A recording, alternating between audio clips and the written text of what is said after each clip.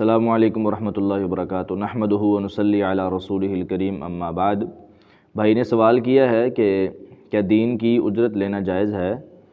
تو پیارے بھائی، رسول اللہ صلی اللہ علیہ وسلم کی احادیث مبارکہ سے یہ بات ثابت ہے کہ کچھ صحابہ کرام رضوان اللہ علیہم اجمعین نبی صلی اللہ علیہ وسلم کے پاس آئے تھے، اور ان میں سے ایک صحابی نے قرآن پاک پڑھنے کے بعد جو ہے وہ اجرت لی تھی۔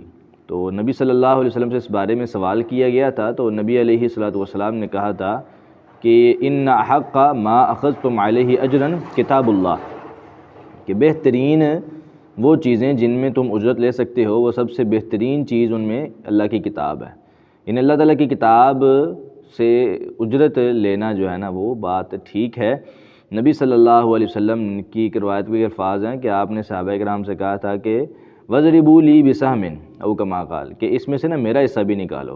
تو اگر نبی صلی اللہ علیہ وسلم حصہ اس میں سے لے رہے ہیں تو اس سے مراد یہ ہے کہ وہ چیز حلال ہے، جائز ہے، کیونکہ حرام اور غلط چیز سے نبی علیہ السلام حصہ نہیں مانگ سکتے۔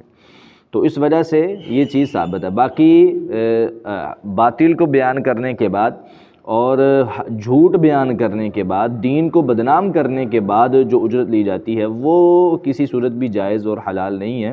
قرآن پاک میں آتا ہے اعوذ باللہ من الشیطان الرجیم یا ایھا الذین آمنوا ان کثیرا من الاحبار والرہبان لیأکلون اموال الناس بالباطل ویصدون عن سبیل اللہ، جو اللہ تعالیٰ کے راستے سے روکنے کے لیے یا دین کو بدنام کرنے کے لیے یا گمراہی کے لیے یا بدعات و خرافات بیان کرنے کے بعد جو اجرت دی جاتی ہے، ان کا دین کے ساتھ کوئی تعلق نہیں ہے۔ باقی واللہ تعالی اعلم بالصواب، حق بیان کرنے کے بعد اجرت لی جا سکتی ہے، جائز ہے، لیکن اس کو ذریعہ معاش نہیں بنانا چاہیے۔